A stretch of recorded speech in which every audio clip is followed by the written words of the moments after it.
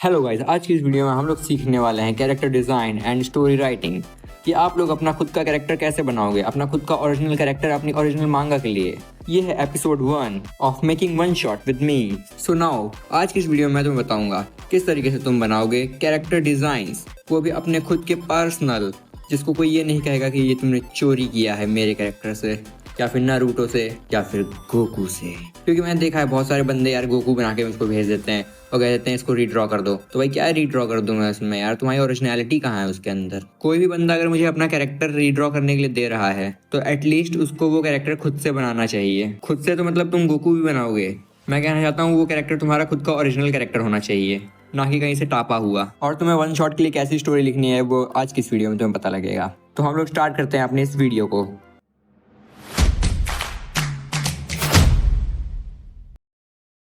तो अब मैं तुम्हें बताता हूँ कैरेक्टर का कोर कॉन्सेप्ट क्या होता है।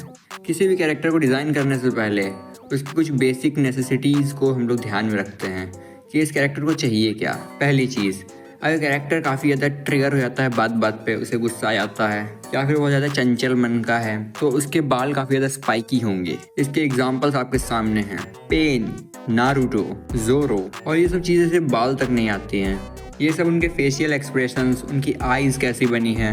अगर आइज़ काफ़ी ज़्यादा शार्प हैं तो आपको देख के समझ आ जाएगा कि ये कैरेक्टर कुछ ज़्यादा ही डेंजर हो सकता है। चिन शार्प है तो आपको पता लग जाएगा कि ये कुछ तो स्पेशल कैरेक्टर है। तो जितने भी एजी कैरेक्टर्स होते हैं जिसमें काफ़ी ज़्यादा शार्प डिटेल्स का इस्तेमाल किया जाता है, वो सब कैरेक्टर्स गुस्से और चंचल मन को रिप्रेजेंट करते हैं। और जो कैरेक्टर तुम्हें राउंड राउंड दिखाई देते हैं वो हैप्पीनेस या फिर दुख को रिप्रेजेंट करते हैं।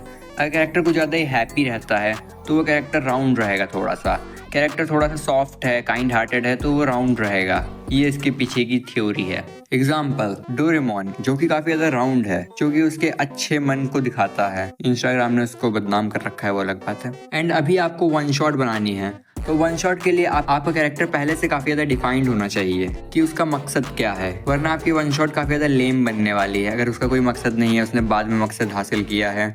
क्योंकि वन शॉट में आपके पास इतना टाइम नहीं रहता है कि आप एक्सप्लेन करो कि आपका कैरेक्टर क्या करने वाला है। आगे चल के आपको शुरू में ही टारगेट देना होगा कि आपका कैरेक्टर करता क्या है। और आप जो वन शॉट बना रहे हो ट्राई करिए कि उसको छोटा रखिए, मिनिमम 10 पेज का रखिए। एंड आपको बहुत ज़्यादा मैक्स जाना है तो आप 50 पेज जा सकते हो।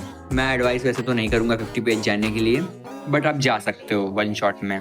तो आप लोग चाह रहे हो कि कुछ एग्जाम्पल दे दो, जैसे कोई फेमस वन शॉट मांगा हो। तो इसका सबसे बेस्ट एग्जाम्पल हो सकता है लुक बैक। ये स्टोरी लिखी थी तात्सुकी फुजिमोटो ने, वही चेंसो मैन वाला बंदा।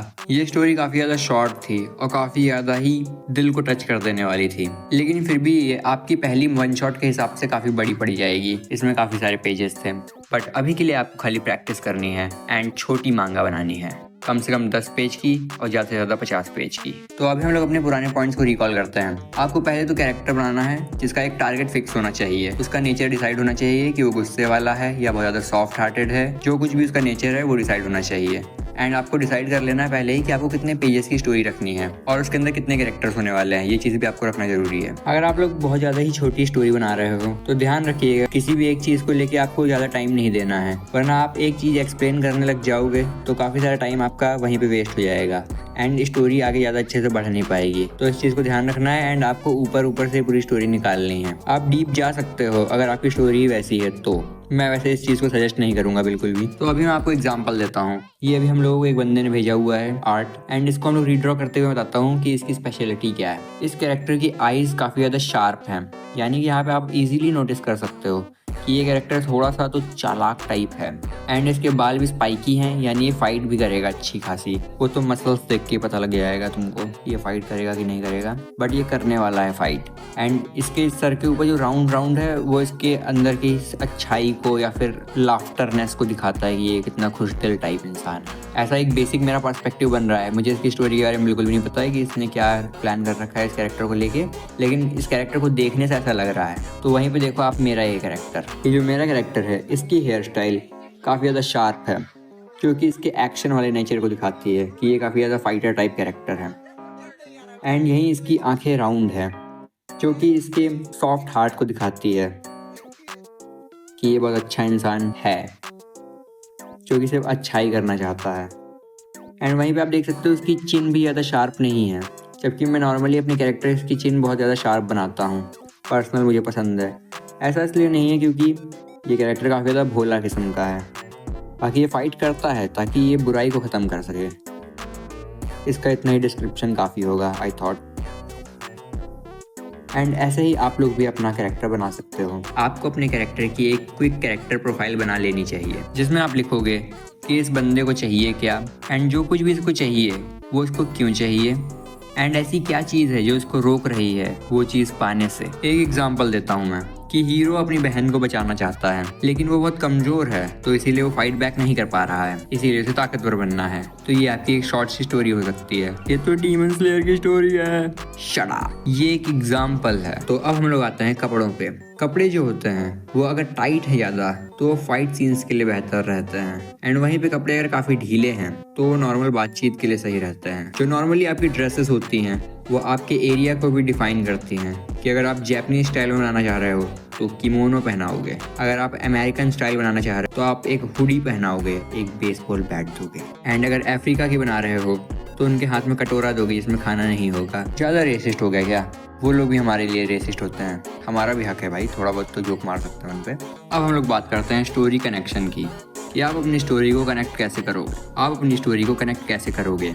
आपकी स्टोरी विजुअल्स के थ्रू शो होनी चाहिए। जैसे कि अगर आपका कैरेक्टर एक चाबी टांग के घूम रहा है तो वो चाबी टांग के क्यों घूम रहा है? उस चाबी से रिलेटेड क्या कोई सीक्रेट है? आपके कैरेक्टर के सर पे एक जख्म है, क्या वो जख्म कोई वजह रखती है अपने पीछे? आपका कैरेक्टर पागलों की तरह चिल्लाता है, क्या वो सच में पागल है? आपके कैरेक्टर के पीठ पे एक भी जख्म नहीं है, इसका मतलब है उसने कभी लड़ाई में पीठ नहीं दिखाई। अब हम लोग बात करते हैं सिंबलिज्म इन डिज़ाइन की, कि हम लोग डिज़ाइन से कैसे पता लगाएं कि ये चीज़ क्या दर्शाना चाह रही है। आपके कैरेक्टर ने हाथ में चेन बांध रखी है तो इसका मतलब ये है कि वो अपने ही काम से बंधा हुआ है काफ़ी ज़्यादा, एंड उसी जगह पे डेली आके वो काम कर रहा है।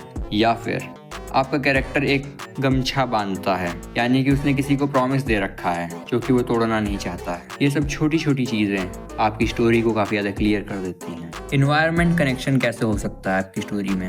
अगर आपका इन्वायरमेंट डेजर्ट बेस है तो वहाँ के सब बंदे ऐसे कपड़े पहनेंगे जो सैंड प्रूफ हो, जैसे कि अरब के लोग पहनते हैं। आपकी स्टोरी फ्यूचरिस्टिक है तो वहाँ पे एरोडायनेमिक्स आर्मर होने चाहिए, जो बंदे उड़ उड़ की लड़ाई करते हैं वैसे टाइप का कुछ। एंड फाइनल टच होना चाहिए कि एक सेटिस्फैक्ट्री एंडिंग मिलनी चाहिए स्टोरी को। अगर स्टोरी में सेटिस्फैक्ट्री एंडिंग नहीं होगी तो व्यूअर्स को बिल्कुल भी मज़ा नहीं आने वाला है। आपका कैरेक्टर जो कुछ भी हासिल करना चाह रहा है उसको एंड में मिल जाना चाहिए। अगर नहीं मिला तो इसका मतलब है स्टोरी आपकी अधूरी रह गई है। आपको कुछ एक्स्ट्रा पन्ने ऐड करने चाहिए उसके अंदर, एंड स्टोरी को कंप्लीट करना चाहिए। हाँ, तो फाइनल टचअप के अंदर ये चीज़ भी आ सकती है कि आपका कैरेक्टर अगर अपने दोस्त से मिलना चाह रहा है और उसी के लिए पूरा सफ़र अपना तय कर रहा है तो एंड में वो दोस्त से मिल जाए, या फिर वो कोई ट्रेजर ढूंढ रहा है तो उसको एंड में ट्रेजर मिल जाए। कोई भी बिग रिवील हो सकता है या कोई कनेक्शन हो सकता है जिसको आप दिखा करके एक सेटिस्फैक्ट्री एंडिंग दे सकते हो। तो मुझे लगता है कि आज की वीडियो में इतना ज्ञान काफ़ी होगा। तुम लोगों को स्टोरी और कैरेक्टर के बारे में जानने को काफ़ी कुछ मिला होगा, और तुम लोगों को अगर अपना अभी भी ओरिजिनल कैरेक्टर बनाने में प्रॉब्लम आ रही है तो तुम रेफरेंस ले सकते हो किसी भी रियल लाइफ कैरेक्टर का। तुम सोचोगे भाई वो तो पाप होता है, पाप नहीं होता है रे। अगर ये पाप होता तो वन पीस के राइटर कभी भी रेफरेंस लेते ही नहीं रियल लाइफ लोगों से, रियल लाइफ पर्सन से। उन्होंने शैकी, एंड्रू और किजारू ये तीनों कैरेक्टर्स रियल लाइफ से रेफरेंस लेके बनाए हैं, और ऐसे ही बहुत से कैरेक्टर्स वो बनाते हैं रियल लाइफ से रेफरेंस लेके। तो आपको भी वही काम करना है। एंड रेफरेंस लेना कोई गलत चीज़ नहीं है, अनटिल एंड अनलेस आप उसे पूरा ही कॉपी पेस्ट ना मार दो। तो आज की वीडियो में कुछ ज़्यादा ही ज्ञान दे दिया है मैंने। अब अगला ज्ञान मिलेगा तुम्हें अगले हफ्ते, और वीडियो हो जाएगी किसी और टॉपिक पे। मैं पोल डाल दूँगा, तुम लोग देख लेना, एंड उसके हिसाब से बता देना तुम्हें कौन सा टॉपिक जानना है, किस चीज़ में तुम्हें ज़्यादा इंटरेस्ट आ रहा है, and then we will cover that topic.